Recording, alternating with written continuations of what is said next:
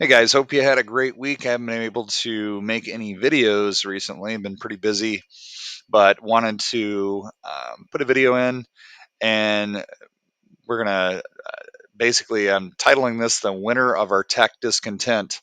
And the reason why is because, again, kind of trailing off the last video about interest and motivation and money and all those things. It's something that I like to talk about a lot because really, if we're being honest, the motivation that we have is so important to keep going in really anything, especially in technology, because the change that is always happening is it's a constant. It's never going to stop. Okay, so you need to really cement that in your mind and understand that this is a continual learning process. You will never ever be done. Okay, and that is basically you're committing to being a lifelong learner. So that's not a bad thing. Okay. I actually enjoy that. If you like to learn all the time, then it's not a bad thing. And yes, it can cause burnout. And yes, there's ways to deal with that and mitigate that, which I will explain. And but to get a base down, you have to grind it out, pour through it, have that grit, and once you get it converted to long-term memory, which probably will take about 6 months depending on what you're studying, then it's there, and then you just kind of build on from that. But in the beginning, it's going to suck. It's going to be very hard. I'm not going to sugarcoat it for you. It is going to suck. Okay. But if you enjoy learning, especially if you enjoy learning technology, then it will also be very interesting and very, very, I don't know, entertaining at times. And, if you like to fix things, if you like to make things work and figure things out, if you're like a puzzle type of person who, really likes to make things work and figure out how to get from point A to point B. And I mean, personally, my favorite game is Zelda. I love Legend of Zelda. Been playing it since I was 8 years old, and I just absolutely love that game. All my kids love that game. My wife loves that game. We just love that game. Okay, and lots of people out there, I think, would agree. And if not, well, you don't. It's up to you. Whatever kind of game you like, go for it.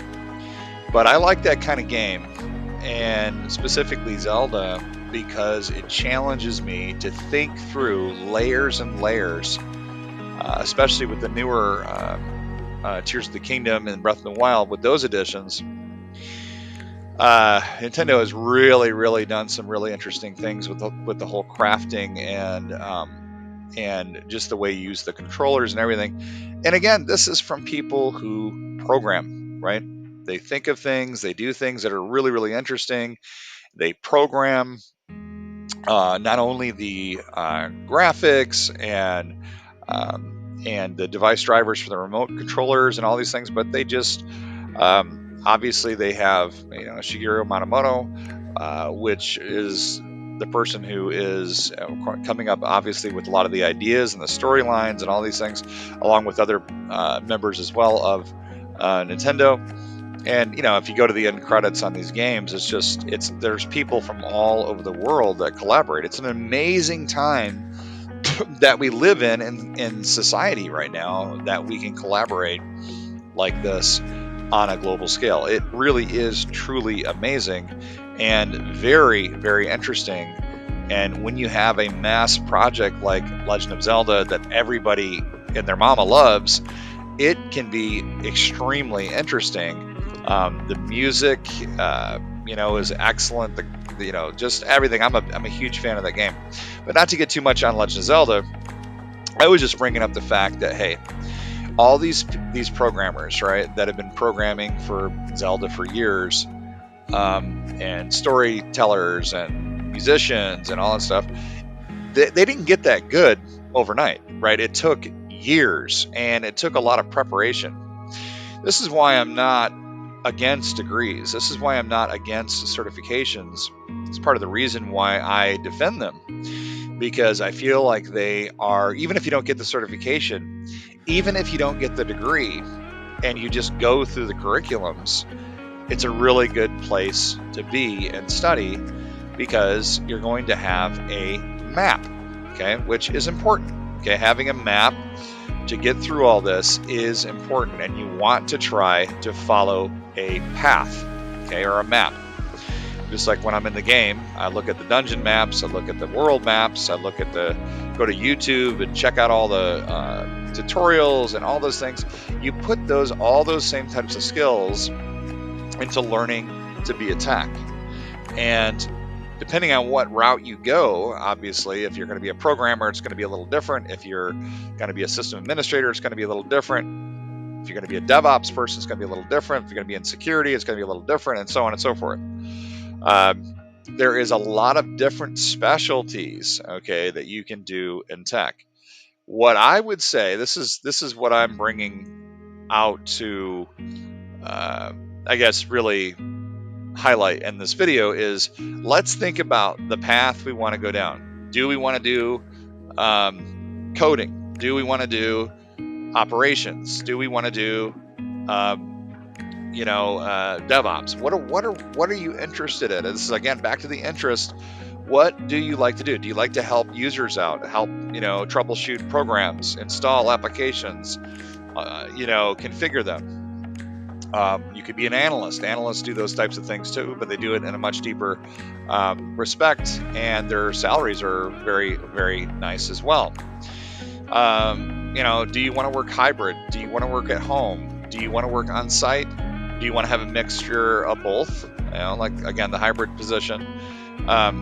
Do you want to have the ability to work anywhere in the world? Do you want to have the ability to be able to dig down deep and figure out what the problem is and secure your network? Do you want to be a security expert? It goes on and on and on. I'm going to stop talking about it though now. I was just wanting to kind of feed that out there, is think about why you want to do it and really focus on those interests, and then start practicing some of that at home. Create a lab. Like I showed you before in one of my other videos, Hyper-V is, if you have the professional edition or the enterprise edition, which most of us aren't going to have the enterprise edition, but if you have professional, you can always use Hyper-V. Just enable it in the programs and features, restart your computer, and then boom, in Windows you'll have it. If you're interested in becoming a Linux professional, we're going to do some videos on that as well. If you're interested in focusing on becoming a Macintosh expert, we'll do some videos on that as well. A lot of these videos I'm going to do are going to be informational. A lot of the research I'm going to do for you, and you can just cue in and listen and then go check it out. I'll put links and things like that, articles that you can read. And I think it will be very helpful in the end, because having more help is always good. I'm always looking for resources all the time for my own career, and I want to try to do that for you guys too. I hope you guys have a great weekend. And for those of you in the US, have a great Labor Day. All right, take it easy. Bye-bye.